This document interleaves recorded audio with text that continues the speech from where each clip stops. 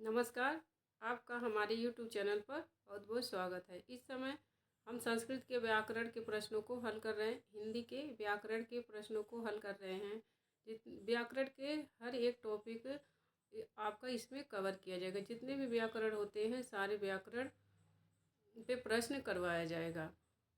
तो वीडियो को अंत तक देखिएगा क्योंकि सारे प्रश्न इम्पोर्टेंट हैं और व्याकरण से हिंदी की किसी भी परीक्षा हो तो उसमें प्रश्न बनते ही हो। अगर जो आपका हिंदी सब्जेक्ट है तो किसी भी परीक्षा की तैयारी कर रहे हों तो यह आपके लिए बहुत ही महत्वपूर्ण है। संस्कृत काव्य शास्त्र का सर्वाधिक प्राचीन संप्रदाय कौन सा है?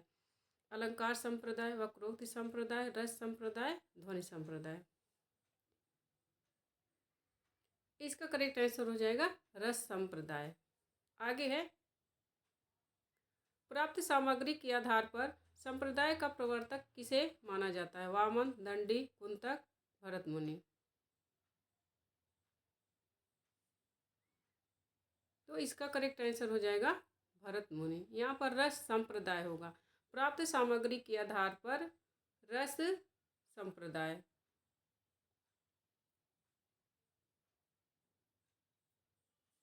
रस संप्रदाय। रस संप्रदाय के प्रवर्तक कौन है? भरत मुनि। आगे है, भरत मुनि ने रस और भाव का विवेचन अपने किस ग्रंथ में किया है? नाट्य शास्त्र, नाट्य दर्पण, काव्य अलंकार, काव्य दर्शन। नाट्य शास्त्र में भरत मुनि ने रस और भाव का विवेचन किया है। मैंने इस पर रस से जितने भी प्रश्न बन सकते हैं सारे प्रश्न बना दिए। ऐसा नहीं है कि खाली रस से रस की परिभाषा पूछ लेगा और उसके उदाहरण पूछ लेंगे। रस से और भी अनेक प्रकार के प्रश्न बनते हैं। संस्कृत के आचार्यों के ने जो इसके कथन हैं, कौन किसने, जैसे भरत मुनि ने 8-9 रस माने हैं और किसी ने 11 माना है, किसने नहीं माना है, यह सब भी प्रश्न पूछेगा। इसके भाव कौन से हैं, अनुभाव कौन से हैं, संचारी भाव कौन कौन से, कितने प्रकार के होते हैं। तो सारे रस से मैंने सारे जो टॉपिक हैं जितने भी प्रश्न बन सकते हैं सारा मैंने वीडियो बना करके डाल दिए। एक बार आप रस का वह वीडियो देख लेंगे मेरे चैनल पर जाके तो रस से कैसे भी प्रश्न पूछे आपका गलत हो ही नहीं सकेगा, क्योंकि 2 वीडियो इसमें मैंने डाले। एक तो कथन के हैं और दूसरा उस पर आधारित प्रश्न है। तो आपकी इच्छा, आप जा कर के वह वीडियो देख सकते हैं जिससे आपकी तैयारी और मजबूत बनेगी और रस से संबंधित कैसे भी प्रश्न आएंगे उसे आप हल कर लेंगे। आगे है, भरत मुनि ने रस और भाव का विवेचन अपने ग्रंथ नाट्य शास्त्र के किस अध्याय में किया है? पेपर टब बनाते हैं तो ऐसे ही प्रश्न पूछते हैं। अगर जो आप पेपर दिए हों तो पता ही है कि पेपर 3 कैटेगरी में आता है। नॉर्मल रहेगा, फिर उसके बाद थोड़ा मध्यम रहेगा, फिर हार्ड। तो अगर जो हार्ड पेपर बनाएंगे तो ऐसे ही उसकी अंदर की टॉपिक पूछते हैं, अंदर की चीज़ें पूछते हैं। तो इसमें है, भरत मुनि ने रस और भाव का विवेचन अपने ग्रंथ नाट्य शास्त्र के किस अध्याय में किया है? प्रथम अध्याय, द्वितीय अध्याय, षष्ठम और सप्तम अध्याय, अष्टम अध्याय। तो इसका सी करेक्ट आंसर हो जाएगा षष्ठम अध्याय। आगे है, विभावानुभाव व्यभिचारी संयोगाद्र निष्पत्ति किस आचार्य ने रस की यह परिभाषा दी है? आपको पता होगा। अगर नहीं पता है तो संस्कृत के जितने भी आचार्य हैं और काव्य लक्षण से संबंधित जो परिभाषाएं दिए हैं तो वह पूछता जरूर है पेपर में। संस्कृत के आचार्यों के जो व्याकरण से संबंधित प्रश्न हैं जरूर पूछता है। तो मेरे चैनल पर सारे व्याकरण के और सारे जो वीडियो हैं वो अवेलेबल है, तो आप उसको देख सकते हैं। अगर जो आपने नहीं देखा है तो देख सकते हैं और आगे आपकी मर्जी। तो इसके हैं भरत मुनि। यह जो कथन है यह भरत मुनि का है। विभावानुभाव व्यभिचारी संयोगाद्र निष्पत्ति। किस आचार्य ने रस को अलंकार और विभाव को रस माना है? प्रश्न है, किस आचार्य ने रस को अलंकार और विभाव को रस माना है? वामन, दंडी, कुंतक, भामह। तो भामह ने रस को अलंकार और विभाव को रस माना है।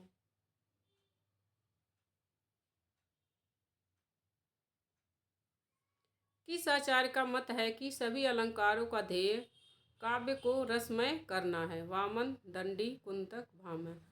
प्रश्न है कि किस आचार्य का मत है कि सभी अलंकारों का ध्येय काव्य को रसमय करना है? तो इसका करेक्ट आंसर हो जाएगा दंडी।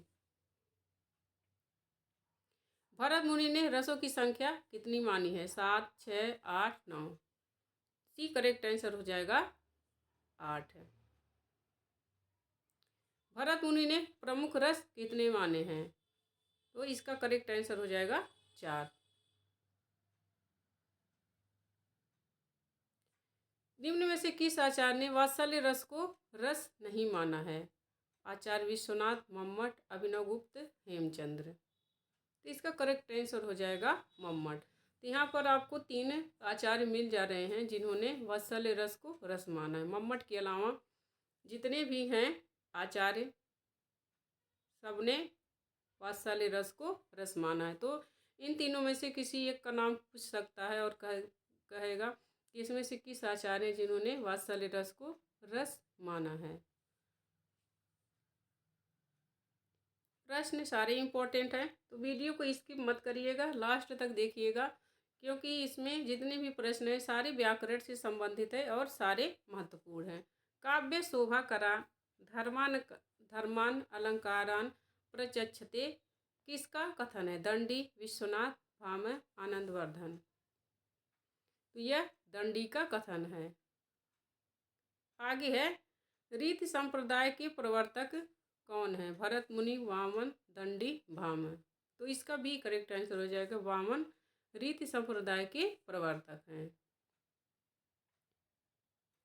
आगे प्रश्न है भारतीय भाषा परिवार के अन्य नाम कौन से हैं? द्रविड़ परिवार, इंडो जर्मनिक परिवार, चीनी परिवार, वास्क परिवार।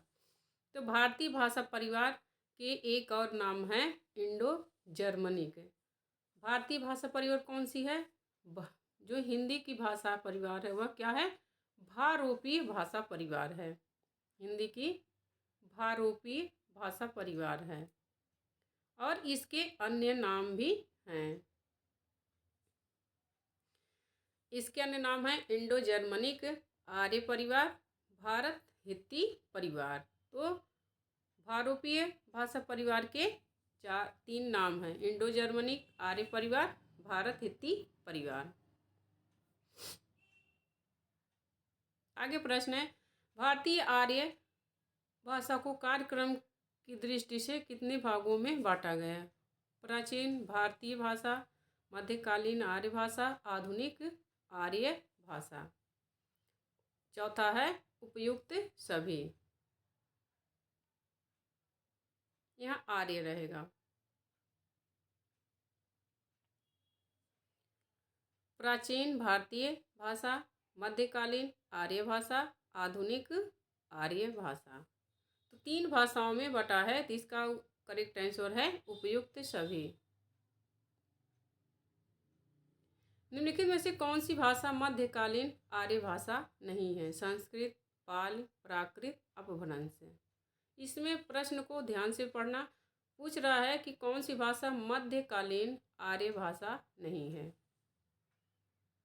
इसका करेक्ट आंसर हो जाएगा संस्कृत। संस्कृत प्राचीन आर्य भाषा है और जो तीनों भाषाएं हैं ये सब मध्यकालीन आर्य भाषा है।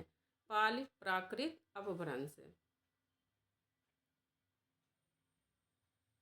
निम्नलिखित में से किस भाषा को द्वितीय प्राकृत कहा जाता है? संस्कृत, पाली, प्राकृत, अपभ्रंश। इसका करेक्ट आंसर हो जाएगा बी, सी। प्राकृत को द्वितीय प्राकृत कहा जाता है और प्रथम प्राकृत पाली को कहा जाता है। द्वितीय प्राकृत प्राकृत भाषा को कहा जाता है और प्रथम प्राकृत पाली भाषा को कहा जाता है। प्रथम प्राकृत पाली भाषा को कहा जाता है। आगे है पाली भाषा के प्रसिद्ध वैयाकरण कौन है? वैयाकरण कौन है? दंडी, हेमचंद्र, विश्वनाथ, कच्चायन। तो पाली भाषा के प्रसिद्ध वैयाकरण हैं कच्चायन। कच्चायन ने पाली के स्वर और व्यंजन की संख्या कितनी मानी है? 12, 34, 13, 33, 8, 33, 10, 33। तो सी करेक्ट आंसर हो जाएगा। 8 स्वर माने हैं और 33 व्यंजन माने हैं कच्चायन ने।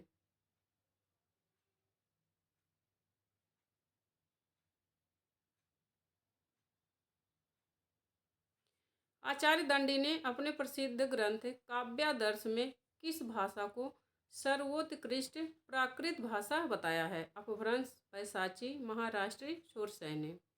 दंडी ने अपने ग्रंथ काव्यादर्श में किस भाषा को सर्वोत्कृष्ट प्राकृत भाषा माना है? तो इसका करेक्ट आंसर हो जाएगा महाराष्ट्री। दंडी ने महाराष्ट्री को सर्वोत्कृष्ट प्राकृत भाषा माना है। प्राकृत का पाणिनि किसे कहा जाता है?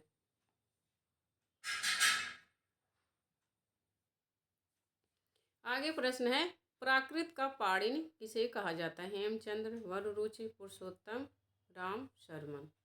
तो इसका करेक्ट आंसर हो जाएगा हेमचंद्र। हेमचंद्र को प्राकृत का पाणिनि कहा जाता है। प्राकृत प्रकाश किसकी रचना है? हेमचंद्र, वररुचि, पुरुषोत्तम, राम शर्मन। प्राकृत प्रकाश किसकी रचना है? वररुचि की रचना है।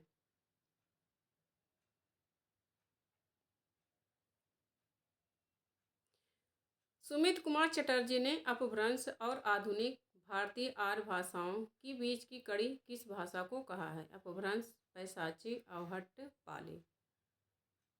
आधुनिक भारतीय अपभ्रंश और आधुनिक आर्य भाषाओं के बीच की कड़ी किस भाषा को कहा है? सुमित कुमार चटर्जी ने तो अवहट्ट को कहा है। अपभ्रंश और आधुनिक आर्य भाषाओं के बीच की कड़ी। पहाड़ी हिंदी की उत्पत्ति किस अपभ्रंश से हुई है? पहाड़ी हिंदी की उत्पत्ति किस अपभ्रंश से हुई है? मागधी, अर्धमागधी, शोरसैनी, महाराष्ट्री। तो पहाड़ी हिंदी की उत्पत्ति हुई है शोरसैनी से।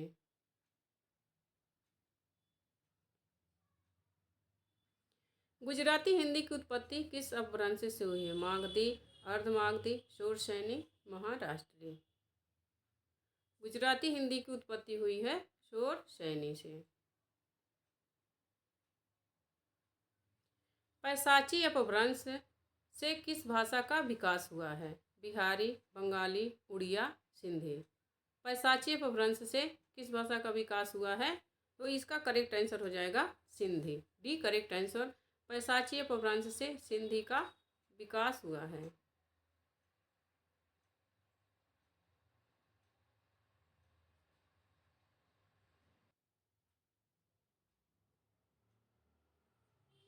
हिंदी की बोलियों में कौरवी बोली के नामकरण कर्ता कौन है? रामचंद्र शुक्ल, नगेंद्र, राहुल सांस्कृत्यायन, भोलानाथ तिवारी। तो इसका करेक्ट आंसर हो जाएगा राहुल सांस्कृत्यायन। राहुल सांस्कृत्यायन ने कौरवी नाम दिया है। हरियाणवी बोली का अन्य नाम क्या है? अंतर्वेदी, कोसली, देशवाड़ी, देशवाली, खड़ी बोली।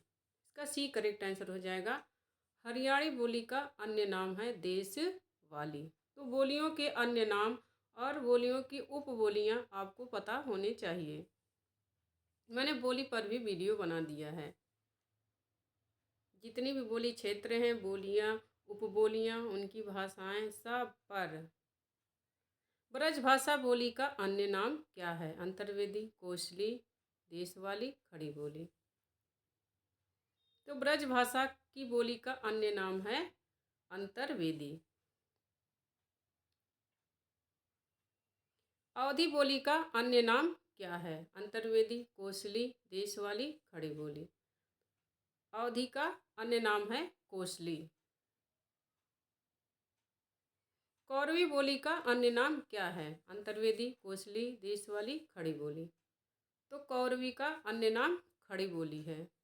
डिंगल बोली का अन्य नाम क्या है? रिवाई, खलटाही, भट्ट भाषा, नाग भाषा। डिंगल बोली का अन्य नाम है भाट भाषा। पिंगल बोली का अन्य नाम क्या है? रिवाई, खलटाई, भटभाषा, नागभाषा। तो पिंगल बोली का अन्य नाम है नागभाषा। अवधी बोली का अन्य नाम क्या है? रिवाही, खलटाई, बैसवाड़ी, नागभाषा। अवधी बोली का अन्य नाम है बैसवाड़ी। अवधी बोली के दो नाम हैं, कोसली और बैसवाड़ी। भुक्सा, जादूवाटी, डांगी किस बोली की उपबोलियां हैं? मैंने यहाँ पर प्रश्नों की संख्या पर ध्यान नहीं दिया है, बस कम से कम प्रश्न में आपको अधिक से अधिक चीज़ें देने की कोशिश की है। इसमें मैंने तीन बोलियों का एक ही जगह नाम लिख दिया है कि 3 प्रश्न बनने से अच्छा है एक ही प्रश्न बन जाए। तो भुक्सा, जादूवाटी, डांगी किस बोली की उपबोलियां हैं? तो ब्रजभाषा की उपबोलियां हैं। ऐसे मैंने जितनी भी बोलियों की उपबोलियां हैं सारी बोलियों का नाम एक ही में रख दिया है। तो आप ध्यान से इन बोलियों के नाम देखना, क्योंकि एक प्रश्न जरूर बनेगा इससे।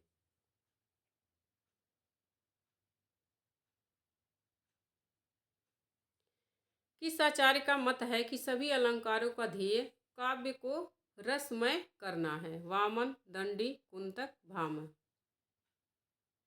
तो दंडी का मत है कि सभी अलंकारों का ध्येय काव्य को रसमय करना है।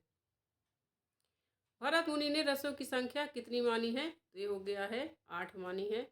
भरत मुनि ने रस कितने माने हैं? प्रमुख रस कितने माने हैं? 4।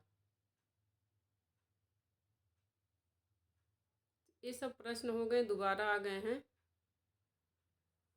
अभिनव गुप्त ने शांत रस का स्थान भाव किसे माना है? रति, हास, निर्वेद, तृष्णाजन्य, सुख है। अभिनव गुप्त ने शांत रस का स्थायी भाव तृष्णाजन्य सुख माना। यहाँ अस्थायी भाव रहेगा।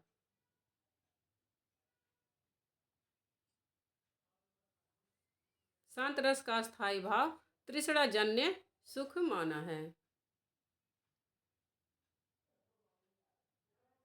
किस आचार्य ने करुण रस को मात्र एक रस माना है? अभिनव गुप्त, रूप गोस्वामी, भवभूति, कालिदास। तो इसका करेक्ट आंसर हो जाएगा भवभूति। भवभूति ने करुण रस को मात्र एक रस माना है। उनका कथन यह है कि करुणो रस मात्र एक इव। यह भवभूति का कथन है।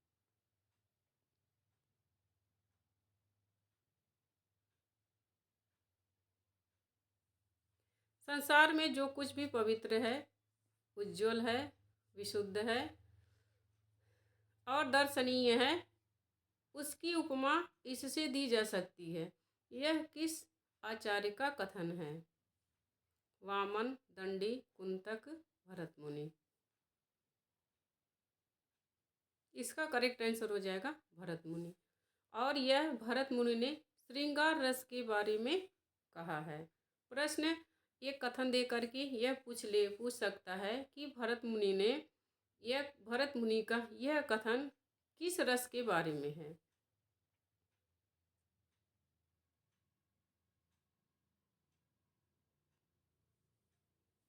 संसार में जो कुछ भी पवित्र है, उज्ज्वल है, विशुद्ध है और दर्शनीय है, उसकी उपमा इससे दी जा सकती है। भरत मुनि का यह कथन श्रृंगार रस के बारे में है।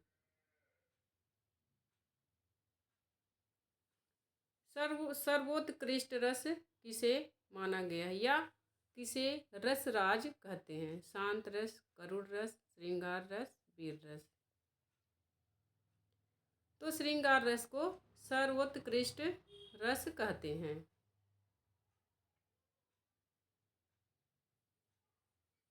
किस आचार्य ने श्रृंगार रस को एकमात्र रस माना है? अभिनव गुप्त, भोजराज, भवभूति, कालिदास। भोजराज ने श्रृंगार रस को मात्र एक रस माना है। किस आचार्य ने श्रृंगार रस को सर्वश्रेष्ठ रस माना है? अभिनव गुप्त, भोजराज, भवभूति, कालिदास। तो अभिनव गुप्त ने श्रृंगार रस को सर्वश्रेष्ठ रस माना है। किस आचार्य ने श्रृंगार रस को सर्वश्रेष्ठ रस माना है? सॉरी, 2 बार एक ही क्वेश्चन हो गए हैं। सॉरी, एक ही क्वेश्चन नहीं हुए हैं। इसमें है कि कई कई आचार्यों ने श्रृंगार रस को सर्वश्रेष्ठ रस माना है। तो इसका करेक्ट आंसर हो जाएगा आनंदवर्धन। आनंदवर्धन ने श्रृंगार रस को सर्वश्रेष्ठ रस माना है। किस संप्रदाय को ब्रह्मानंद सहोदर कहा गया है? रस संप्रदाय, ध्वनि संप्रदाय, अलंकार संप्रदाय, औचित्य संप्रदाय। तो रस संप्रदाय को ब्रह्मानंद सहोदर कहा गया है। रस को ब्रह्मानंद के समानार्थी कहे जाने का आरंभ किस ग्रंथ से हुआ है? छांदोग्य उपनिषद, तैत्तिरीय उपनिषद, ऋग्वेद, काव्य अलंकार। तो तैत्तिरीय उपनिषद में रस को ब्रह्मानंद के समानार्थी कहा जाना आरंभ हुआ है। किस आचार्य ने रस को ब्रह्मानंद सहोदर कहा है? दंडी, भामह, भट्टनायक, भवभूति। तो भट्टनायक ने रस को ब्रह्मानंद सहोदर कहा है। किस आचार्य ने वात्सल्य रस को स्वतंत्र रस के रूप में मान्यता दी है? मम्मट, विश्वनाथ, आनंदवर्धन, दंडी। विश्वनाथ ने वात्सल्य रस को स्वतंत्र रस के रूप में मान्यता दी है। निम्न में से पृथ्वी का पर्यायवाची क्या है? वारिधि, तुंग, बुध, ईड़ा। करेक्ट आंसर हो जाएगा ईड़ा। ईड़ा पृथ्वी का पर्यायवाची है। करी किसका पर्यायवाची? शेर, समुद्र, हाथी, हिमालय। तो करी हाथी का पर्यायवाची है। अगज किसका पर्यायवाची है? शेर, समुद्र, हाथी, हिमालय। अगज हाथी का पर्यायवाची है। गयंद, दंती, द्वीप, कुंजर किसके पर्यायवाची शब्द हैं? शेर, समुद्र, हाथी, हिमालय। तो हाथी के, इतने सारे हाथी के पर्यायवाची शब्द हैं। सौध किसका पर्यायवाची है? राजा, राजमहल, रानी, राजकुमार। सौध राजमहल का पर्यायवाची शब्द है। अर्कजा किसका पर्यायवाची शब्द है? पार्वती, यमुना, गंगा, सरस्वती। अर्कजा यमुना का पर्यायवाची है।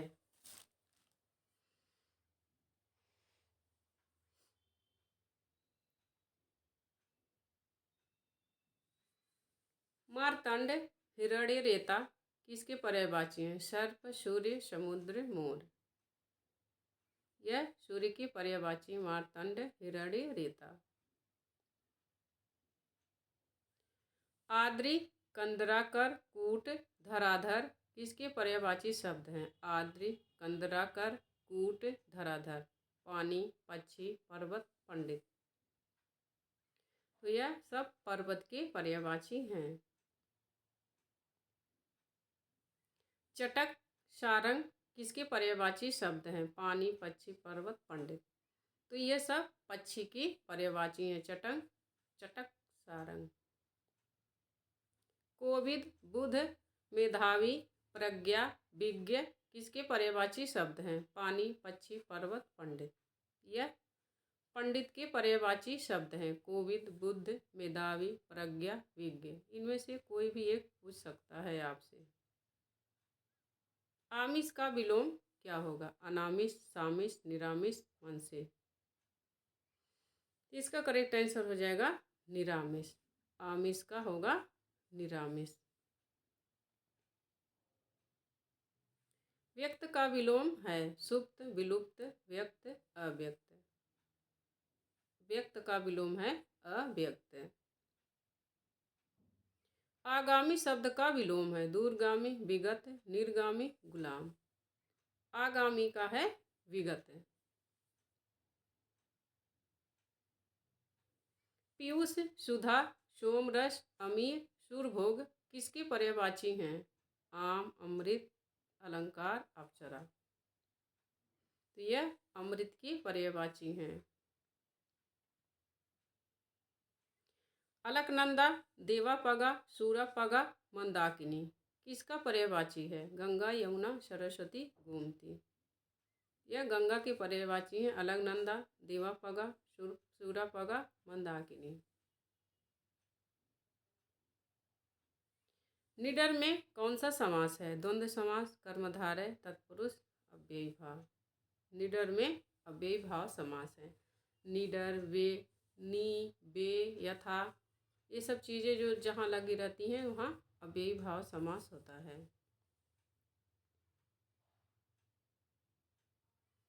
चरण कमल में कौन सा समास है? द्वंद्व, कर्मधारय, तत्पुरुष, अव्ययी। यहाँ पर कर्मधारय समास होगा चरण कमल में। घुड़सवार में कौन सा समास है? द्वंद्व, कर्मधारय, तत्पुरुष, अव्ययी भाव। घुड़सवार में अव्ययी भाव समास है। चपला और चंचला किसकी पर्यायवाची हैं? वर्षा, बादल, वायु, बिजली। ये करेक्ट आंसर हो जाएगा बिजली।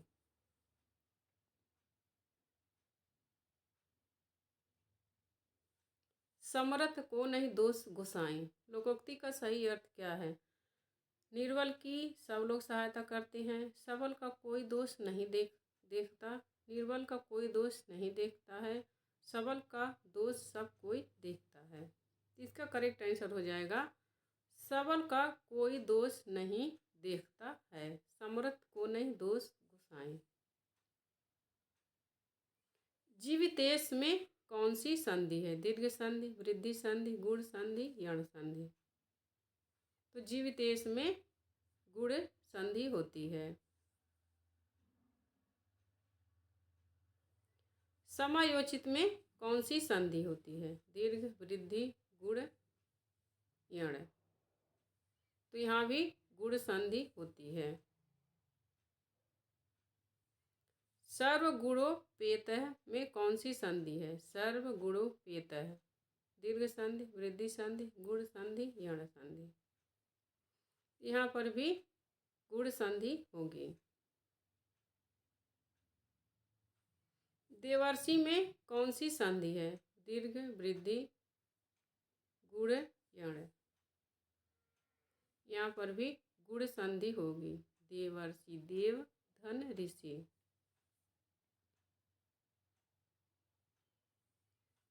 दैत्यारी में कौन सी संधि है? दीर्घ संधि, वृद्धि संधि, गुण संधि, यण संधि। तो दैत्यारी में दीर्घ संधि है। दैत्य, धन, अरि, यहाँ पर दीर्घ संधि है। आहुति सी गिर चढ़ी चिता पर, चमक उठी ज्वाला सी में कौन सा रस है? करुण रस, अद्भुत रस, वीर रस, शांत रस। तो यहाँ पर वीर रस हो जाएगा।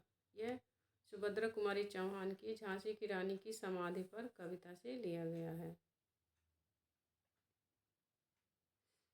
आगे है बिनु पद चले सुने बिनु काना, कर बिनु कर्म करे विधु नाना में कौन सा अलंकार है? संगति, विभावना, वक्रोक्ति, समासोक्ति। तो यहाँ पर विभावना अलंकार है और विभावना अलंकार की परिभाषा है कि जहाँ कारण के अभाव में ही कार्य संपन्न हो जाए वहाँ विभावना अलंकार होता है। जहाँ कारण ना रहे फिर भी कार्य हो जाए, जैसे बिनु पद चले, बिना पैर का चल रहा है। चलने का जो कारण है वह पैर है, लेकिन पैर नहीं है और बिना कान के सुन रहा है।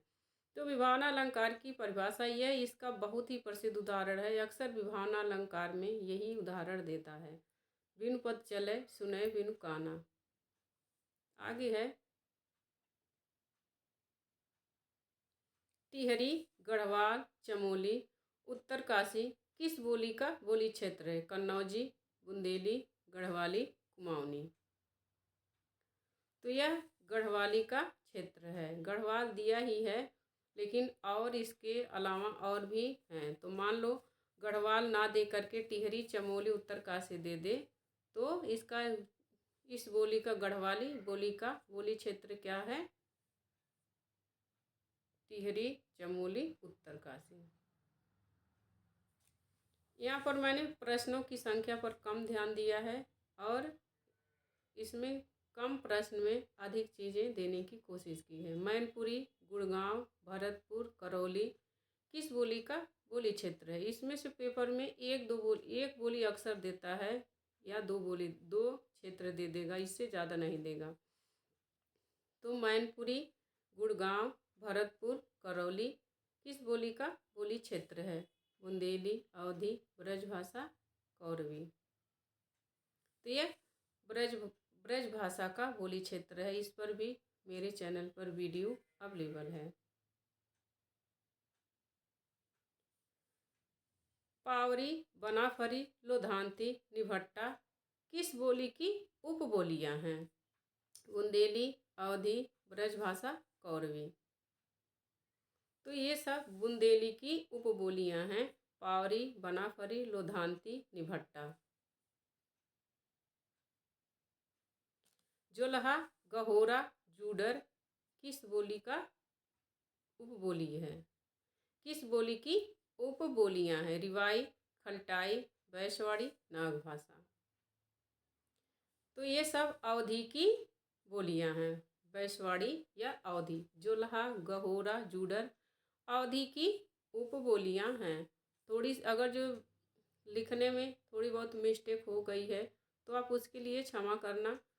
और इतना तो आप कर सकते हैं क्योंकि अपने इतना अनुमान लगा लीजिएगा, एक आप भावी टीचर हो। बघेली बोली का अन्य नाम क्या है? रिवाई, खलटाई, बैशवाड़ी, नागभाषा। तो बघेली बोली का अन्य नाम है रिवाई।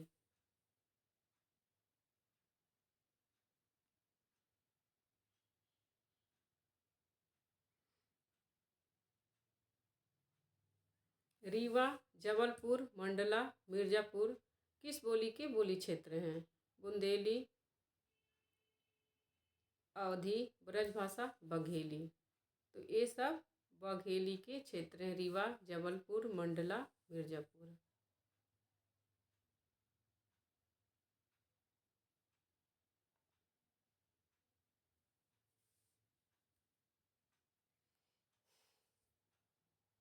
इटावा, फर्रुखाबाद, हरदोई, पीलीभीत, कानपुर, शाहजहांपुर किस बोली की बोली क्षेत्र हैं? बुंदेली, कन्नौजी, ब्रजभाषा, बघेली। इटावा, फर्रुखाबाद, हरदोई, पीलीभीत, कानपुर, शाहजहांपुर। तो ये सब कन्नौजी बोली के बोली क्षेत्र हैं। निम्नलिखित में से कौन सी बोली राजस्थानी उपभाषा से है? कुमाऊनी, गढ़वाली, मेवाती, बघेली। तो मेवाती राजस्थानी उपभाषा की बोली है।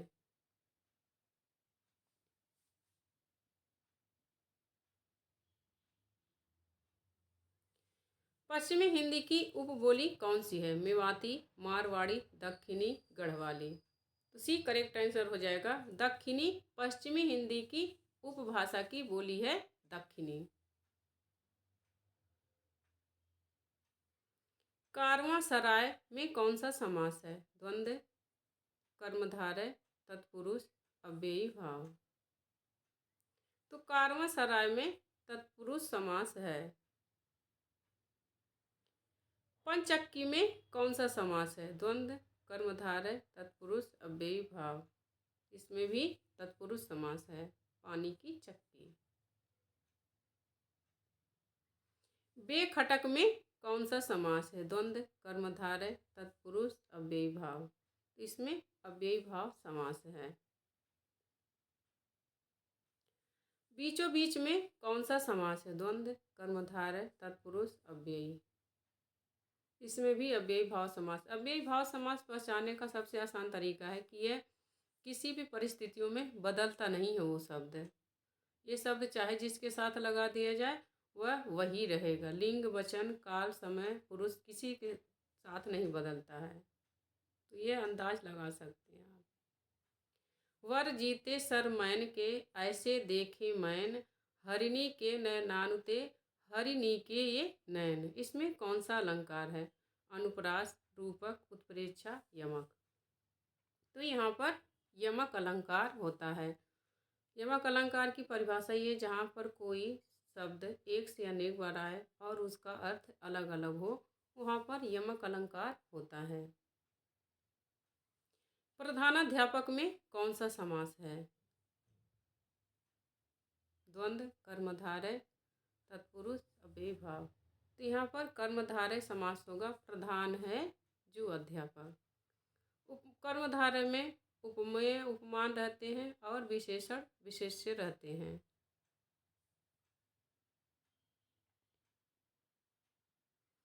शुभ कर्म में कौन सा समास है? द्वंद्व, कर्मधारय, तत्पुरुष, अव्ययी भाव। यहाँ भी कर्मधारय समास है। शुभ है जो कर्म। सत्पुरुष में कौन सा समास है? द्वंद्व, कर्मधारय, तत्पुरुष, अव्ययी भाव। सत है जो पुरुष, कर्मधारय समास। अत्याचार में कौन सी संधि है? दीर्घ संधि, वृद्धि संधि, गुण संधि, यण संधि। तो यहाँ पर यण संधि है। यण संधि को पहचानने का आसान तरीका है कि इसमें शब्द आधे रहते हैं। इसका जब संधि विच्छेद करेंगे तो होगा अति धन आचार।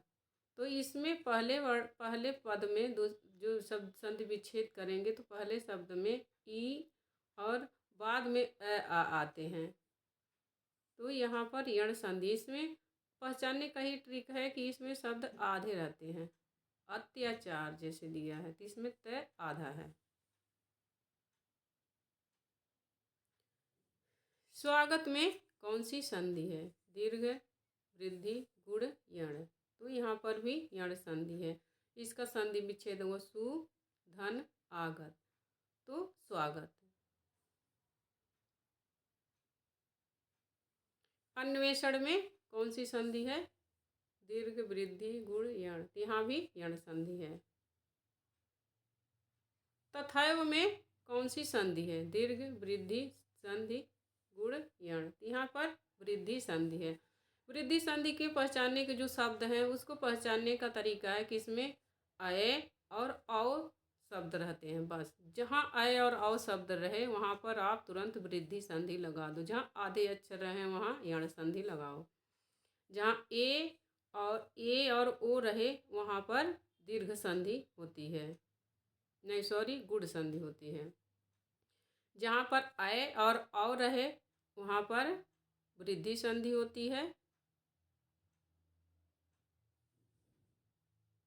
और जहाँ पर ए और ओ रहे वहाँ पर गुण संधि होती है। और वृद्धि संधि में जहाँ पर संधि विच्छेद करने में दो समान स्वर रहते हैं, जैसे विद्या धनालय आ रहेगा छोटी बड़ी, ऐसे जो समान स्वर जहाँ पर रहते हैं वहाँ पर दीर्घ संधि होती है। तो यहाँ पर मिस्टेक हो गई है, यहाँ पर वृद्धि संधि होगी। तथैव में कौन सी संधि होगी? वृद्धि संधि। मतैक्य में कौन सी संधि है? तो यहाँ पर भी वृद्धि संधि है क्योंकि अय मात्रा आई है। अब यहाँ पर वृद्धि संधि के बारे में देख लेते हैं। अ या आ या अ के बाद ए अय आए तो उनके स्थान पर अय औ हो जाता है वृद्धि संधि में।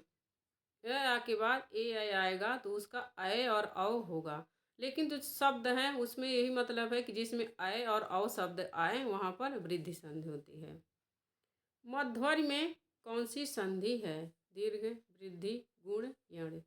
तो मध्वर्य में यण संधि है। किसमें? इसमें आधा है। मधु, धन, आरी। अब यहाँ पर देख लेते हैं यण संधि का ह्रस्व या दीर्घ। ई, उ, री, री के आगे असमान वर्ण आए तो ई का यह होता है। यह ध्यान रखना है यण संधि में, यह थोड़ा डिफरेंट है। तो वैसे ये रहता है कि इसमें शब्द आधे हो जाते हैं। ये एक तरीका ये है कि इसमें शब्द आधे हो जाते हैं और ई के बाद कोई और अक्षर आए आए तो वह ई का यह हो जाता है, ऊ का वह हो जाता है, री का र हो जाता है, री का ल आधा ल हो जाता है। तो यह यण संधि पहचानने का तरीका है। यण संधि में पहले छोटी जब संधि विच्छेद करेंगे, जैसे इसका मध्वर्य है तो मधु धन आरी, तो यण संधि में ई उ री री ये सब शब्द पहले आएंगे, उसके बाद आ आएंगे। तो ई जब आएगा तो ई का यह हो जाएगा, आसान है, और वह ऊ का वह हो जाएगा, री का र हो जाएगा, री का आधा लय हो जाएगा। यह है यण संधि की परिभाषा। अत्याचार में कौन सी संधि है? तो यहाँ पर भी यण संधि, अक्सर यण संधि में आधे अक्षर रहते हैं, ये आप पहचान सकते हैं। तो इसका जो संधि विच्छेद होगा, अति धन आचार, अत्याचार।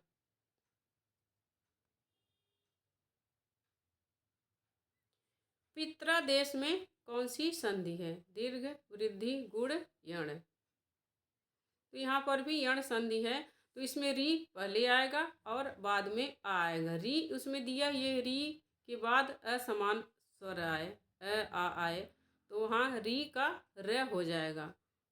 तो इसका पितृधन आदेश है।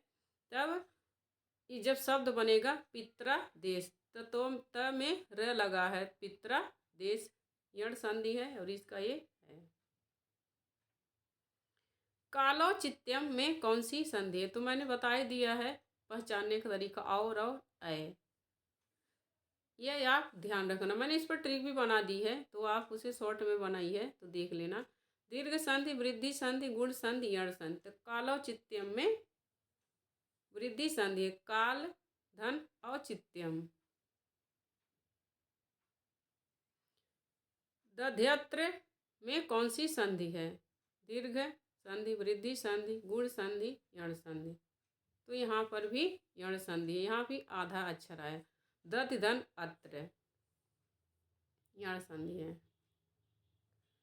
कठेड़ा, तोरावादी, चौरसी किस बोली की उपबोलियां हैं?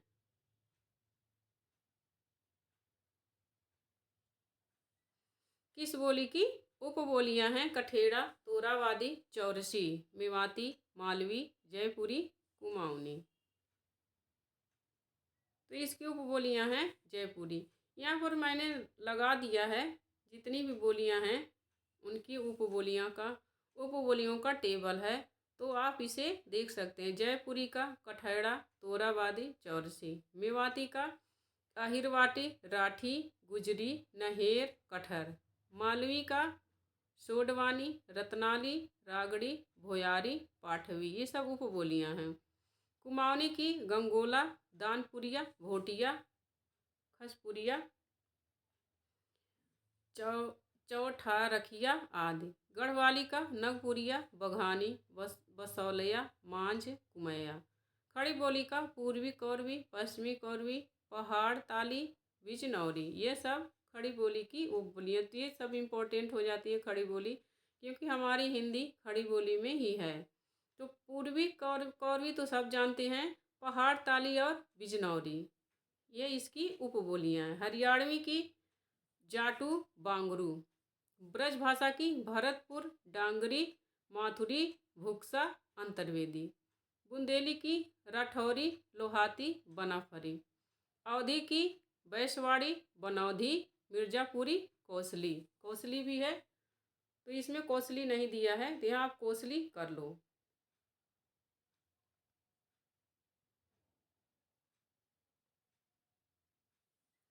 तो ये अवधी की इतनी सारी बोलियां हैं, बैसवाड़ी, बनौधी, मिर्जापुरी, कोसली। बघेली का जुडार, तिरहारी, गहोरा। छत्तीसगढ़ी का सरगुजिया, खलटाही, लरिया, सदरी, बैगानी। बिहारी का अंगिका, वज्जिका। डिंगल का भाट भाषा, पिंगल का नाग भाषा। भोजपुरी का छपरिया, सोनपारी, मधेसी, सखरिया। इतनी सारी उपबोलियां हैं।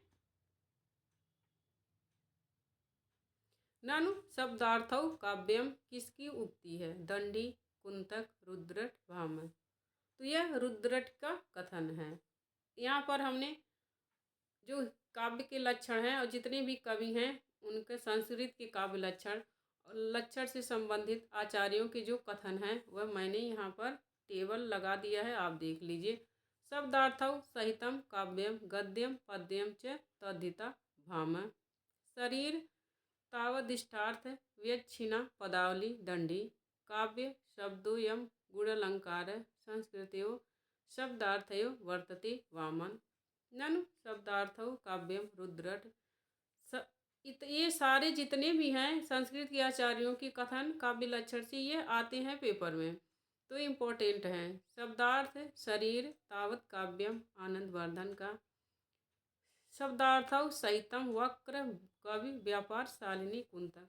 तो यहाँ पर आपको ध्यान देना है, कुंतक के काव्य, कुंतक के हैं जो कथन और भामह के कथन, ऊपर भी है शब्दार्थौ सहित काव्यम और नीचे भी है शब्दार्थौ साहित्यम, यहाँ काव्यम नहीं है। तो यह ध्यान देना, पहले पढ़ लेना कि कौन सा है, पूरा क्वेश्चन पढ़ लेना।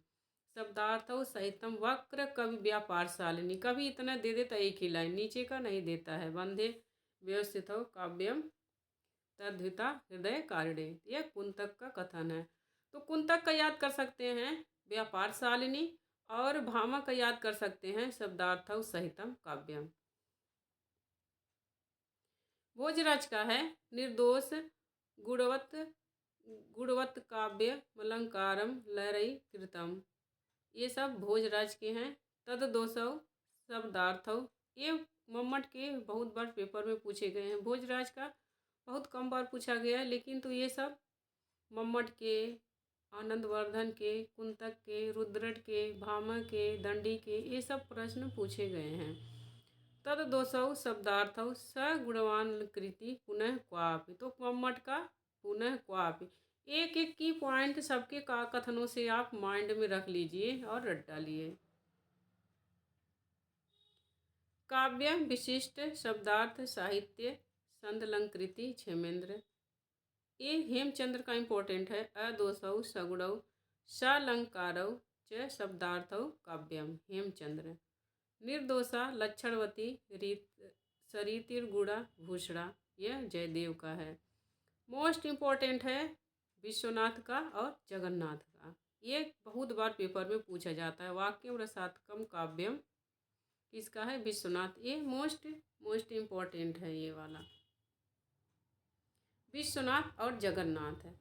रमणीयार्थ प्रतिपादक शब्द काव्यम जगन्नाथ है। तो ये रहे संस्कृत के काव्य लक्षण के कथन आचार्यों के। अब यहाँ पर वाक्यांश के लिए एक शब्द आता है वो पेपर में, तो जिसका मूल्य देना असंभव हो, वाक्यांश के लिए एक शब्द क्या है, बहुमूल्य, अमूल्य, मूल्यवान, मूल्यहीन। तो इसका करेक्ट आंसर हो जाएगा अमूल्य। अब मैंने यहाँ पर क्वेश्चन ना दे करके मैंने जितने भी वाक्यांश के लिए एक शब्द हैं वह सारे मैंने दे दिए हैं। तो आप अगर जो इसे सारे देखना चाह रहे हो तो देख लीजिए, लेकिन वीडियो छोड़ के मत जाना, क्योंकि इसके बाद और भी इम्पोर्टेंट प्रश्न हैं। तो वीडियो को थोड़ा स्किप कर दीजिए अगर जो नहीं देखना है, तो ये भी इम्पोर्टेंट है।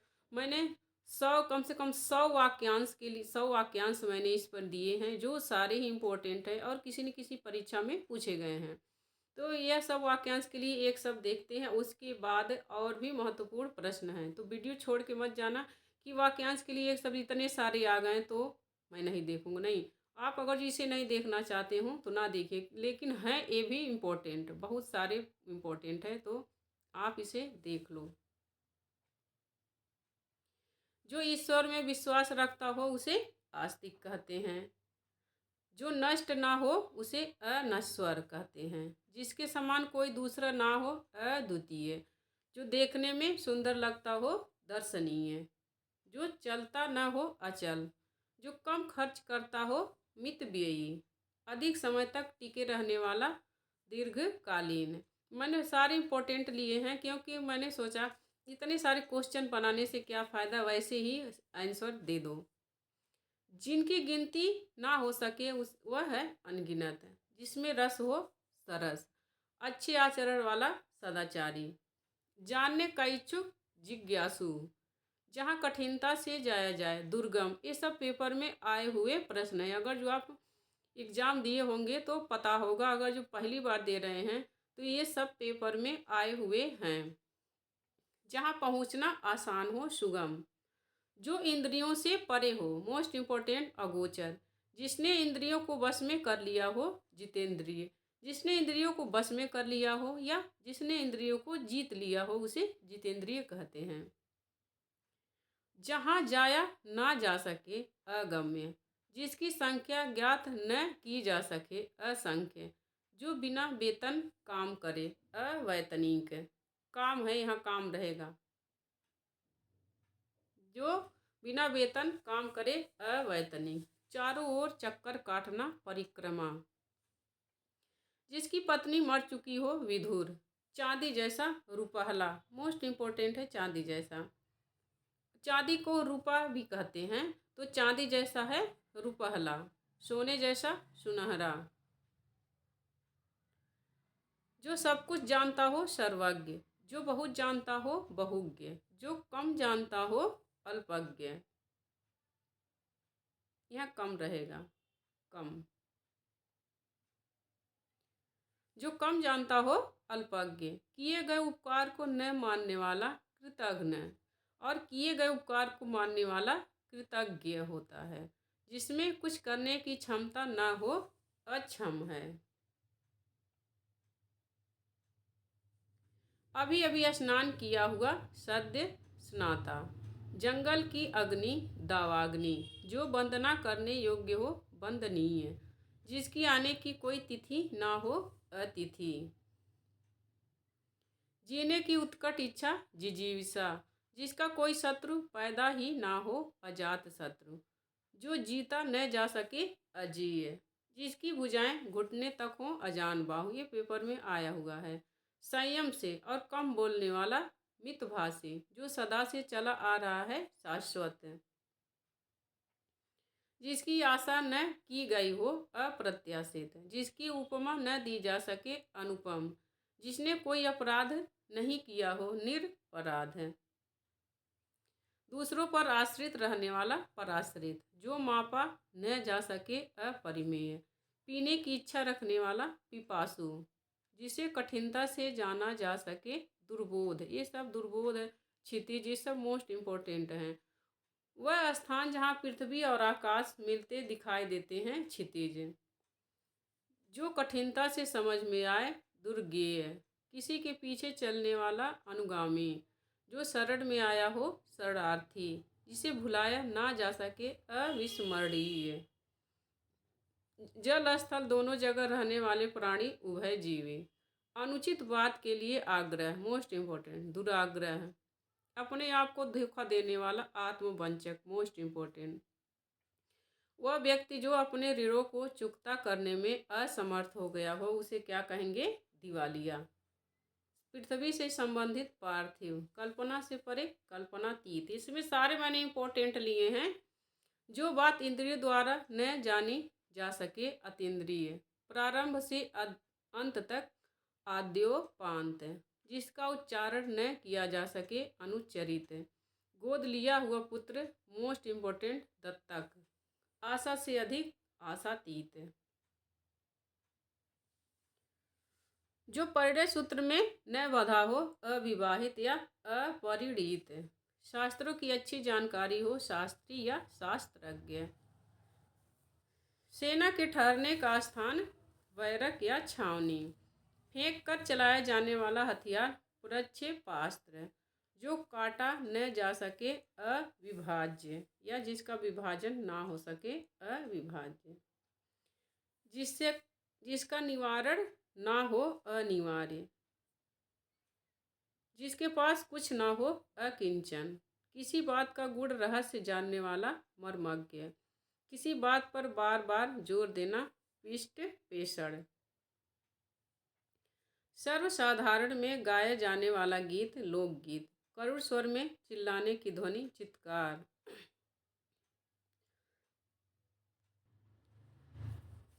किसी पक्ष का समर्थन न करने वाला, तटस्थ।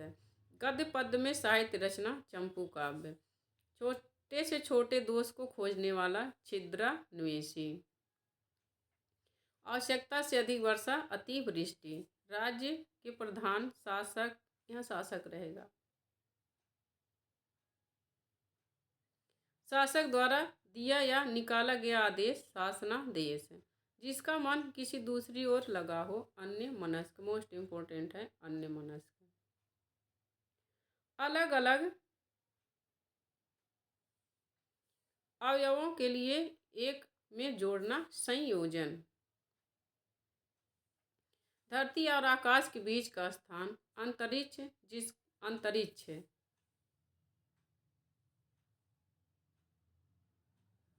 धरती और बीच के आकाश के बीच का स्थान अंतरिक्ष। जिसका दमन नहीं किया जा सके अदम्य।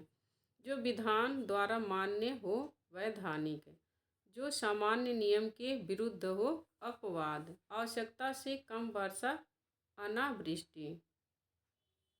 अब यहाँ पर ख़त्म होते हैं। वाक्यांश के लिए एक शब्द। अस्थायी भाव के जागृत होने के पश्चात होने वाली आश्रय की चेष्टाओं को क्या कहते हैं? भाव, अनुभाव, अस्थायी भाव, विभाव। उसे अनुभाव कहते हैं।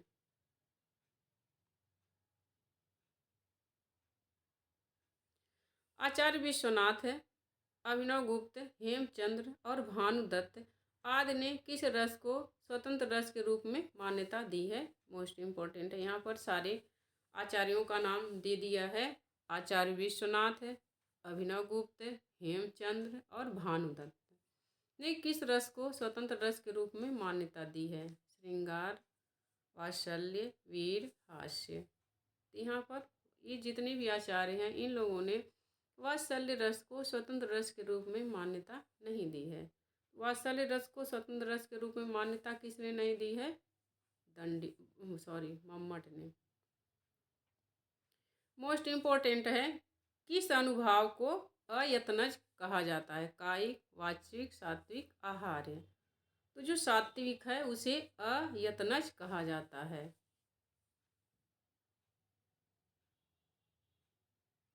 सात्विक अनुभाव कितने प्रकार के होते हैं? 8, 7, 5, 6। तो सात्विक अनुभाव होते हैं 8। यहाँ पर मैंने दे दिया है। जितने प्रश्न टफ बनेगा तो इसके जो अनुभाव हैं इसका नाम दे देगा, या 4 अनुभाव 3 अनुभाव दे देगा, 1 संचारी भाव दे देगा। तो उसमें कहेगा कि किस में अनुभाव नहीं है, तो 3 अनुभाव देगा और 1 संचारी भाव देगा। तो ऐसे प्रश्न पूछेगा, या 3 संचारी भाव दे देगा और 1 अनुभाव दे देगा। तो पूछेगा किस में अनुभाव नहीं है, कौन सा शब्द अनुभाव नहीं है। तो इसीलिए आपको संचारी भाव और अनुभाव सारे प्रश्न सारे याद होने चाहिए। सात्विक अनुभाव कितने? सबसे पहले यह है कि अनुभाव कितने प्रकार के होते हैं। अनुभाव 4 प्रकार के होते हैं। अनुभाव कितने प्रकार के होते हैं? 4 प्रकार के। कायिक, वाचिक, सात्विक, आहार्य। कायिक, वाचिक, सात्विक, आहार्य। तो ये सात्विक अनुभाव कितने प्रकार के होते हैं? 8। स्तंभ, स्वेद, रोमांच, स्वरभंग, वेपुत। वेपुत का होगा कंप, वायवर्ड का होगा रंग बदलना, अश्रु, प्रलय। यह सब अनुभाव हैं। संचारी भाव कितने प्रकार के होते हैं? 33 प्रकार के। तो यहाँ पर मैंने संचारी भाव दे दिए हैं, इसे आप देख लो। निर्वेद, ग्लानि, शंका, असूया, मद, श्रम, आलस्य, दैन्य, चिंता, स्मृति, धृति, व्रीड़ा, चपलता, हर्ष, आवेग, जड़ता, गर्व, विषाद, औत्सुक्य, निद्रा।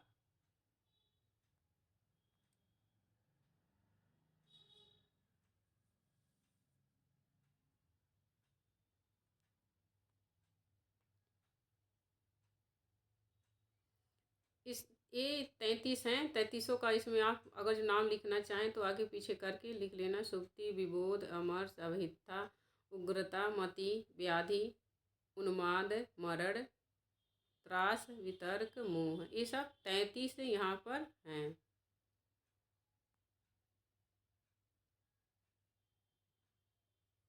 प्रश्न टफ बनाता तो 100% श्योर ऐसे बनाता है, ऐसे ही बनाता है। मैंने खुद प्रश्न देखे हैं। यह मुख तो चंद्र से भी अधिक सुंदर है। इसमें कौन सा अलंकार है? रूपक, उत्प्रेक्षा, प्रतीप, उपमा। यह मुख चंद्र से भी अधिक सुंदर है। इसमें कौन सा अलंकार है? प्रतीप। यहाँ पर मैंने प्रतीप अलंकार की परिभाषा दे दी है। यहाँ प्रतीप होगा। प्रतीप, प्रतीप का अर्थ होता है उल्टा। प्रतीप अलंकार उपमा अलंकार का उल्टा होता है। उपमा अलंकार में जिस तरह उपमेय को उपमान के समान कहते हैं, उसी के विपरीत इस अलंकार में उपमान को उपमेय के समान कहते हैं। उपमान से उपमेय का अनादर कराते हैं। तो प्रतीप अलंकार की परिभाषा क्या है? प्रश्न ये भी पूछ सकता है कि उपमा अलंकार का जो है उल्टा कौन सा अलंकार होता है? तो प्रतीप अलंकार, या प्रतीप अलंकार का उल्टा क्या होता है? उपमा। तो जो उपमा अलंकार की परिभाषा है उसको उल्टा कर देंगे तो प्रतीप अलंकार की परिभाषा निकल जाएगी। और इसका जो एक की पॉइंट है कि इससे उपमान से उपमेय का अनादर करवाया जाता है। तो प्रतीप अलंकार की परिभाषा है कि उपमेय को उपमान के समान, उपमान को उपमेय के समान कहते हैं। वहाँ पर प्रतीप अलंकार होता है। जहाँ जिस अलंकार में उपमान को उपमेय के समान कहते हैं और उपमान से उपमेय का अनादर कराते हैं, वहाँ पर कौन सा अलंकार होता है? प्रतीप अलंकार। आप देख सकते हैं यहाँ दिया है, यह मुख तो चंद्र से भी अधिक सुंदर है। तो यहाँ चंद्रमा का अनादर किया जा रहा है और मुख को श्रेष्ठ बताया जा रहा है। चंद्रमा को कम, मुख की तुलना यहाँ चंद्रमा से की जा रही है। मुख तो चंद्रमा से भी अधिक सुंदर है, तो मुख को श्रेष्ठ बताया जा रहा है।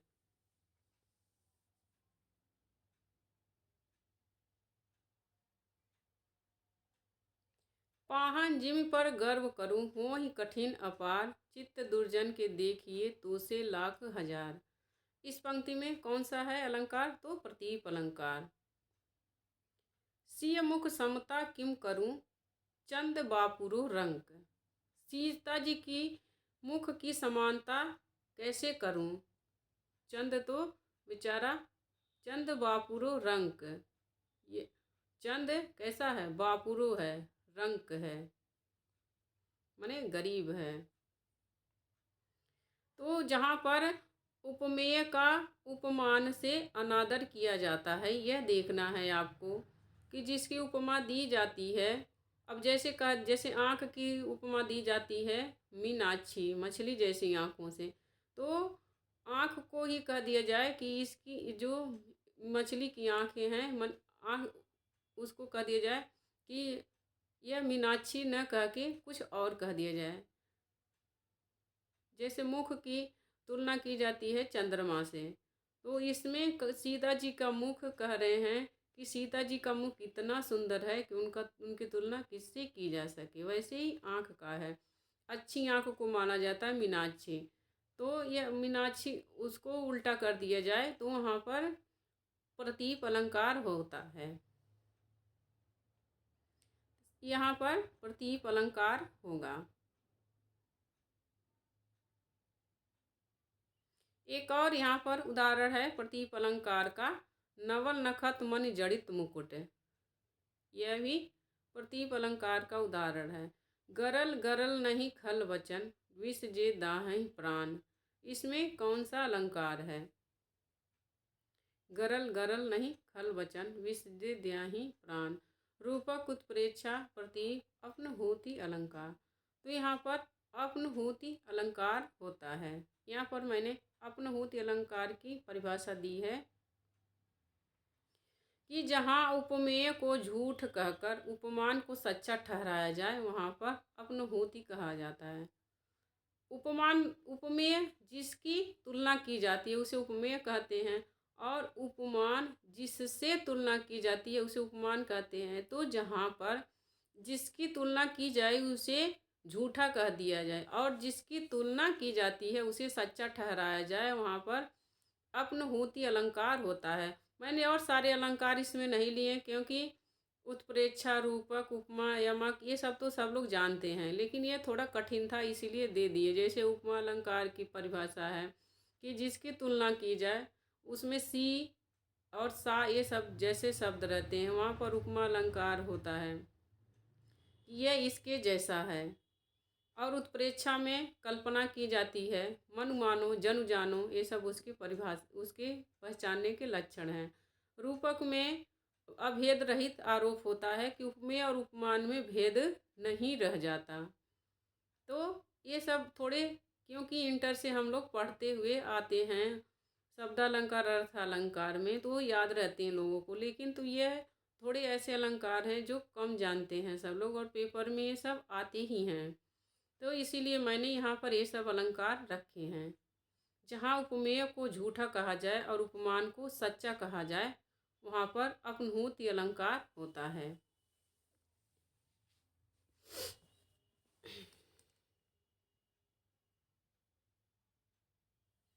किंसुक कुसुम जान कर झपटा,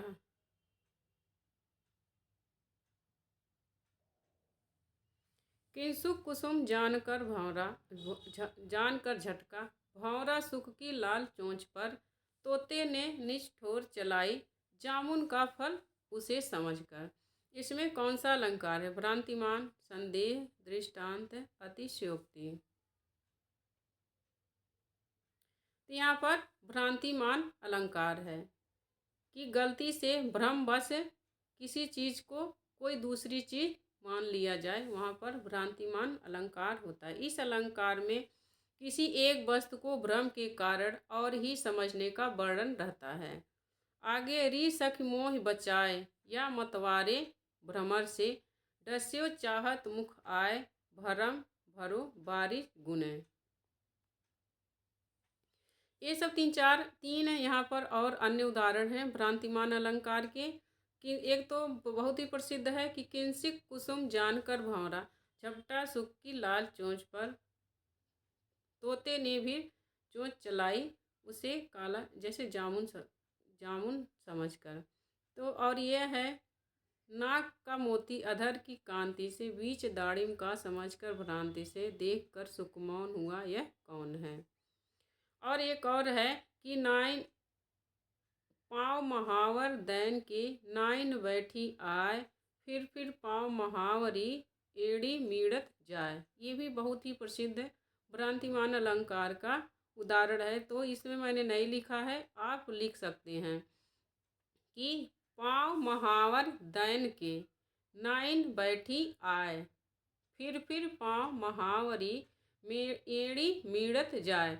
यहाँ पर यह बताया जा रहा है कि जो नाइन है वह नायिका के पैरों में महावर लगाने आई है, तो उसके पैर इतने लाल हैं कि वह बार बार उसे छुड़ा रही है, बार बार एड़ी को रगड़ रही है। तो बहुत ही प्रसिद्ध है यह, मेरे ख्याल से लिख ही लीजिए आप अपने नोटबुक पे कि पाँव महावर दैन के, नाइन बैठी आए, फिर दे महावरी एड़ी मीड़त जाए। जहाँ उपमेय और उपमान के रूप में दो भिन्न भिन्न वाक्य ऐसे रहते हैं जिनके धर्म में भिन्नता होती है किंतु दोनों एक प्रकार के समानता या एकता से दिखलाई जाती है, वहाँ कौन सा अलंकार होता है? उपमेय और उपमान में के रूप में भिन्नता होती है, लेकिन जिनके धर्म में भी भिन्नता होती है लेकिन दोनों में समानता दिखलाई जाती है, वहाँ कौन सा अलंकार होता है? तो वहाँ पर दृष्टांत अलंकार होता है।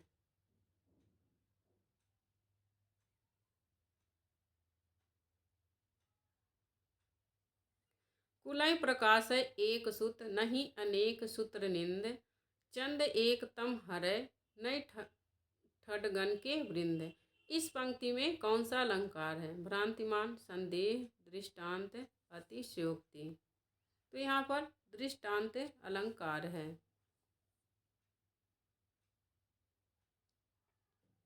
जहाँ सत्य असत्य का निश्चय न होने के कारण उपमेय का एक या अनेक उपमानों के रूप में वर्णन किया जाए और संशय बना ही रहे कि यह अमुक वस्तु है या अमुक, वहाँ पर कौन सा अलंकार होता है? भ्रांतिमान, संदेह, दृष्टांत, अतिशयोक्ति।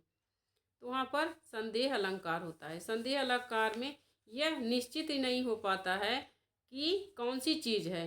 भ्रांतिमान में तो भ्रम से उसे निश्चित कर लेता है आदमी। जैसे रात में रस्सी को देखने पर यह भ्रम हो जाता है कि वह सांप है, वह निश्चित कर लेता है आदमी कि यह सांप है।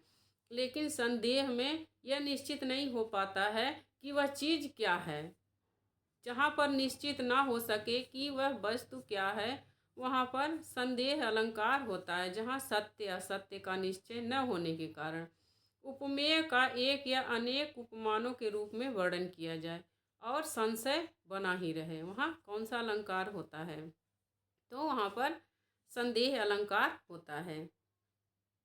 आगे है, मैंने यह संदेह अलंकार को पहचानने के शब्द हैं। आप यह देखिए कि जो आपको देगा, काव्य पंक्तियाँ जो देंगी, उसमें आप यह देखना कि ये सब शब्द आ रहे हैं कि नहीं। अक्सर ये सब शब्द आते हैं। जिस काव्य पंक्तियों में यह सब शब्द आए तो समझ लो कि वहाँ पर संदेह अलंकार है। भ्रांतिमान संदेह में यही अंतर रहता है। भ्रांतिमान में गलती से उसे मान ही लिया जाता है, लेकिन इसमें निश्चित नहीं हो पाता है संदेह में।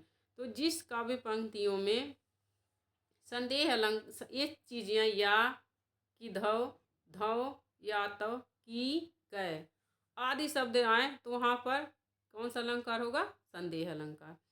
अब मैंने यहाँ पर नीचे संदेह अलंकार के अन्य उदाहरण दिए हैं कि सारी बीच नारी है, इसमें की आ रहा है कि वह समझ में नहीं आ रहा है। यहाँ पर यह वर्णन तब का है दुशासन, जब कहा जाता है कि यह तभी का वर्णन है कि दुशासन जब द्रौपदी की चीर को हरण करता है तो वहाँ जब चीर के ढेर लग जाते हैं तब उसे समझ में नहीं आता है।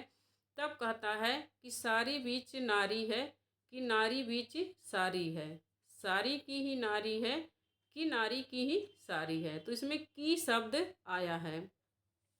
अब नीचे देखो दिया है, तरंग तनुजा तट तमाल तरुअर बहु छाए, झूके कुल सो जल परसन हित मनऊ सुहाय, कीधव मुकुर में लखत उझा की सब नर शोभत। यहाँ कीधव शब्द आया है। तो यह पहचानने का सबसे आसान तरीका है संदेह अलंकार में या उसमें देगा या ये है या यह चीज़ है या वह चीज़ है, ऐसे देगा। या कीधव, धव, या तव, की, कै ये सब शब्द जहाँ आएंगे वहाँ पर आपको संदेह अलंकार लगाना है।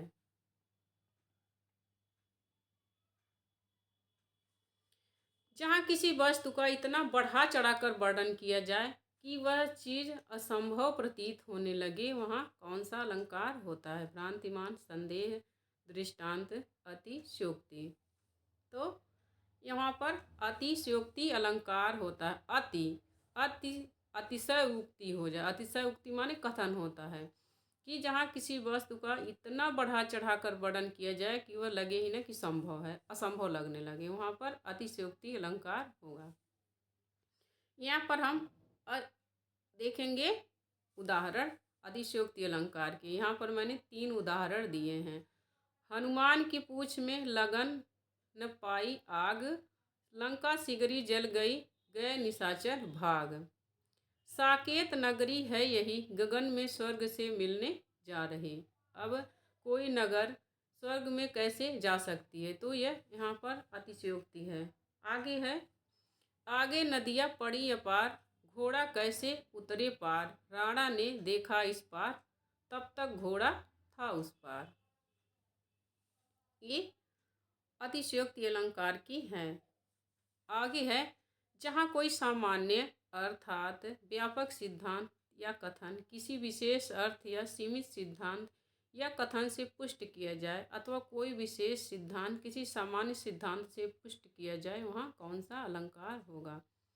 अर्थ अर्थांतरन्यास, विरोधाभास, विभावना, असंगति। तो यहाँ पर अर्थांतरन्यास होगा, जहाँ पर जैसे कोई विशेष बात का समर्थन सामान्य बात से किया जाए या सामान्य सिद्धांत की पुष्टि या सामान्य सिद्धांत का वर्णन विशेष से किया जाए, दोनों का माने एक दूसरे से किया जाए, वहाँ पर अर्थांतरन्यास अलंकार होगा। जैसे यहाँ उदाहरण है, बड़े न हुए गुणन बिरद बड़ाई पाव, कहत धतूरे सो कनक गहना गढ़व न जाए। इसमें कौन सा अलंकार है? तो अर्थांतरन्यास। इसमें थोड़ा गलती हो गई है, मैं बोल दे रही हूँ, आप उसे सुन लो। बड़े न होवे गुणन बिरद बड़ाई पाए, कहत धतूरे सो कनक, यहाँ गहना रहेगा, है छूट गया है, गहना गढ़े न जाए। तो यह अर्थांतरन्यास अलंकार की परिभाषा है। जहाँ कार्य और कारण में कोई संगति ना हो, वहाँ पर कौन सा अलंकार होगा? अर्थांतरन्यास, विरोधाभास, विभावना, असंगति। तो यहाँ पर कार्य कारण में कोई संगति ना हो तो वहाँ पर असंगति अलंकार होगा। जहाँ कार्य और कारण पृथक पृथक स्थान पर वर्णित हो, वहाँ संगति प्रथम अलंकार होता है। यहाँ पर जो असंगत अलंकार है, असंगति अलंकार, इसके 3 प्रकार माने जाते हैं। तो पहला प्रकार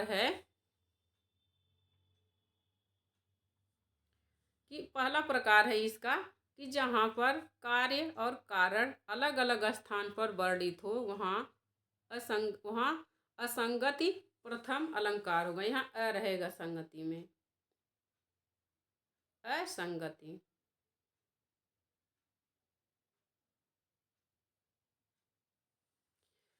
जहाँ कार्य और कारण दोनों अलग अलग स्थान पर वर्णित हो, वहाँ असंगत प्रथम अलंकार। बहुत ही प्रसिद्ध उदाहरण है असंगत अलंकार का कि दृग ऊर्जत टूटत कुटुंब।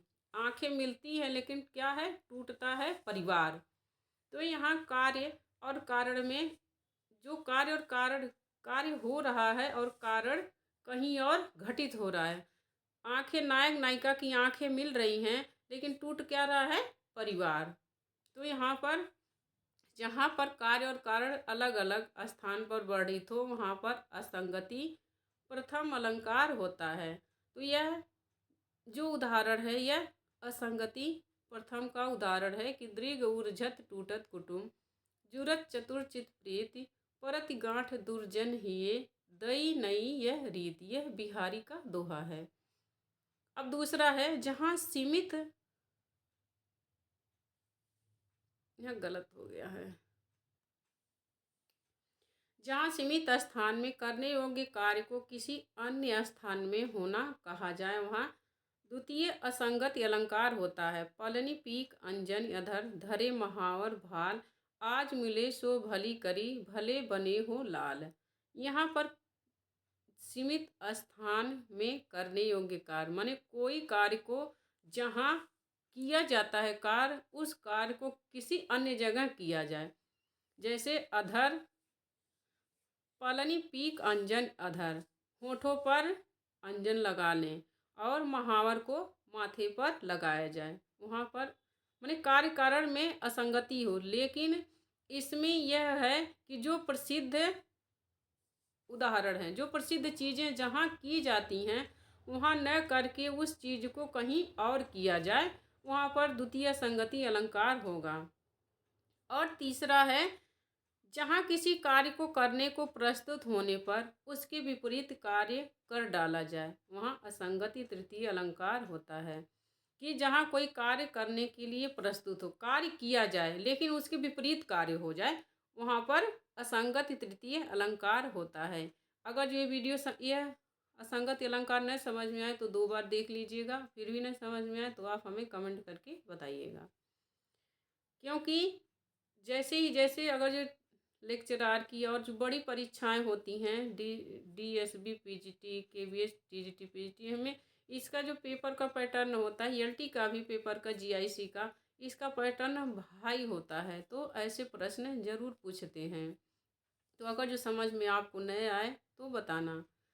कि यहाँ पर 2-3 बारी से पढ़ लेंगे, समझ में आ गया। पहले का रहता है कि जहाँ कार्य कारण अलग अलग हों।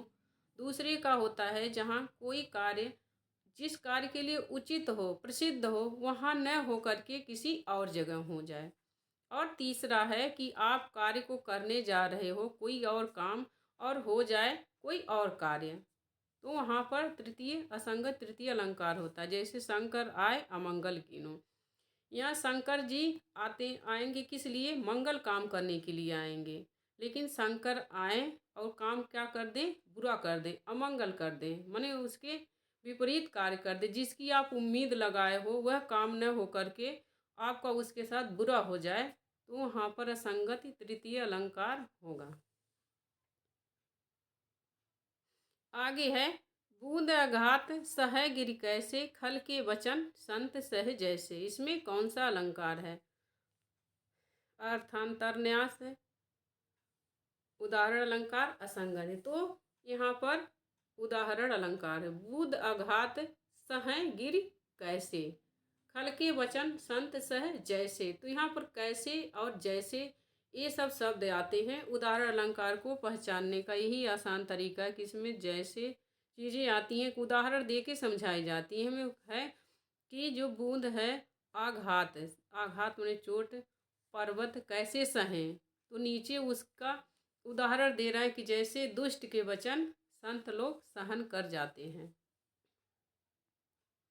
यहाँ पर उदाहरण अलंकार होगा। जब दो वाक्य में साधारण धर्म की भिन्नता सहित वाचक शब्दों के द्वारा समानता दिखलाई जाए तब उदाहरण अलंकार होता है। कैसे जैसे वाचक शब्द होते हैं, तो उदाहरण अलंकार को पहचानने का तरीका है कैसे जैसे शब्द आते हैं। अब है नायक में कौन सी संधि होती है? वृद्धि, दीर्घ, अयाद, यण, व्यंजन। तो मैंने सारी संधियाँ पर उदाहरण दे दिए थे, प्रश्न बना दिए थे। तो अयाद संधि बची थी इस पर, इसलिए मैंने इस पर बना दिया। तो इसमें अयाद संधि है। तो अयाद संधि पहचानने का यह तरीका होता है कि इसमें आ रहता है नायक, पावक, पवन, ऐसे शब्द रहते हैं। इसमें आधे अक्षर नहीं रहते हैं। और इसमें पहले अयाद संधि में जो पहला वर्ड होता है उसमें ए और ए की मात्राएं होती हैं। ए, ऐ, ओ, औ की मात्राएं। पहला जब विग्रह विच्छेद करेंगे, संधि विच्छेद करेंगे, तो पहले शब्द में ए, ऐ, ओ, औ की मात्राएं होती हैं और किसी भी शब्द में नहीं होती हैं। और सारे शब्द में लास्ट में दूसरे शब्द में ए, ऐ, ओ, औ की मात्राएं होती हैं। लेकिन अयाद संधि में पहले ही शब्द में ए, ऐ, ओ, औ की मात्राएं होंगी। तो नायक का संधि विच्छेद होगा नय, धन, अक, यहाँ ऐ की मात्रा रहेगी। नायक का संधि विच्छेद होगा नय, धन, अक। अब यहाँ पर यह पहचानने का तरीका है, अगर आ मात्रा आए, जैसे नायक दिया है, नायक, पावक, पावन, तो आ मात्रा आएगी तो इसका होगा ऐ। अगर जो अ मात्रा वहाँ पर कोई मात्राएं नहीं रहेंगी, जैसे नयन, तो उसमें ए मात्रा होगी। आ मात्रा रहेगी तो संधि विच्छेद करेंगे तो ऐ होगा, नायक में ऐ। और अगर जो नयन रहेगा तो उसमें ए रहेगा, ने, धन, यन। जैसे यहाँ नयन में दे दिया है, तो इसमें नयन में कौन सी संधि है? अयादी संधि। अब यहाँ पर उसके दे रहे हैं ए, ऐ, ओ, औ के बाद कोई भिन्न स्वर आए। भिन्न स्वर मतलब अ, आ आता है और तो कुछ आता नहीं है। तो ए, ऐ, ओ, औ के बाद कोई भिन्न स्वर आए तो उसका ऐ, आय, आव हो जाता है। ए, ऐ का आय, आय होगा और ओ, औ का आव, अव होगा। तो जब ए आएगा तो यह उसमें आय रहेगा, ओ अब आएगा तो आव होगा। पावन में कौन सी संधि है? अयादी संधि है। उभावपी में कौन सी संधि है? वृद्धि संधि। दीर्घ संधि, अयादि संधि, व्यंजन संधि। तो यहाँ भी अयादि संधि है। वांग्मय में कौन सी संधि है? वांग्मय में कौन सी संधि है? स्वर संधि, व्यंजन संधि, विसर्ग संधि, अयादि संधि। तो वांग्मय में व्यंजन संधि है। इसका जब संधि विच्छेद करेंगे तो होगा वाक धन मय, तो वांग्मय। जगन्नाथ में कौन सी संधि है? जगत धन नाथ है, इसमें भी व्यंजन संधि है। उच्चारण में कौन सी संधि है? स्वर संधि, व्यंजन संधि, विसर्ग संधि, अयादि संधि। उच्चारण, इसमें व्यंजन संधि है उत धन चारण। तन्मय में कौन सी संधि है? स्वर, व्यंजन, विसर्ग, अयादि। तन्मय में व्यंजन संधि है, इसका होगा तत् धन मय। शरद चंद्र में कौन सी संधि है? यहाँ पर भी व्यंजन संधि है। यहाँ पर मैंने व्यंजन संधि के कुछ उदाहरण दे दिए हैं, तो आप देख लो। व्यंजन संधि के अन्य उदाहरण: उज्ज्वल, सज्जन, निश्चित, तपश्चर्या, तन्मंत्र, तन्मय, यहाँ तन्मय होगा, तन्मय, उल्लास, जगदीश, सद्भावना, भगवत शक्ति, उड्डयनम, सन्मार्ग, उन्मत्त, विद्युल्लता, संतान, परीक्षित, विच्छेदन, वागीश। यह सब संधि विच्छेद व्यंजन संधि के हैं। तो किसी भी संधि को व्यंजन संधि को पहचानने का तो आसान तरीका है कि इसमें व्यंजन, दोनों वर्ग में व्यंजन ही आएंगे। जैसे उज्ज्वल का करेंगे तो उत धन ज्वल होगा। अब उत धन ज्वल है तो तय का जय कैसे हो जा रहा है? तो व्यंजन संधि का एक अलग नियम है, इस पर किसी और दिन चर्चा करेंगे। मैं एक वीडियो ले आऊँगी जिसमें सारी संधियाँ क्लियर हो जाएंगी कि शुरू से लेकर संधि के प्रकार, स्वर, व्यंजन, विसर्ग, स्वर की जितनी भी संधियाँ होती हैं सबके प्रकार, ये सब मैं बनाऊँगी एक वीडियो। तो इसमें व्यंजन संधि वाक धन ईस, वाक धन गीस, वाक गीस। तो ये सब ऐसे हैं: संतान, विद्युल्लता, उन्मत्त, सज्जन, सत, धनजन। तो यहाँ पर हमारा व्याकरण से संबंधित 130 प्रश्न खत्म होता है। खाली नाम के 130 प्रश्न हैं। अगर जो आप प्रश्नों को इसमें एक प्रश्न में से 4-4, 5-5 प्रश्न बनेंगे तो कम से कम 200-250 प्रश्न बन जाते हैं। तो मैंने प्रश्नों की संख्या पर ध्यान नहीं दिया है, प्रश्नों की संख्या कम करने की कोशिश की है, आपको मैटर अधिक देने की कोशिश की है। तो वीडियो अच्छी लगी हो तो आप हमारे चैनल अर्चना हिंदी साहित्य अध्ययन को सब्सक्राइब करिए, और अगर जो आपको लगे कि आपके लिए यह हेल्पफुल है तो लाइक करिए और कमेंट करके बताइए कि आपको यह वीडियो कैसी लगी, या इस वीडियो में मैंने अगर कुछ आपकी समझ से गलत बताया हो तब भी आप कमेंट करके बताइए कि यह मैंने गलत बताया है। मिलते हैं अगले वीडियो में, तब तक के लिए नमस्कार।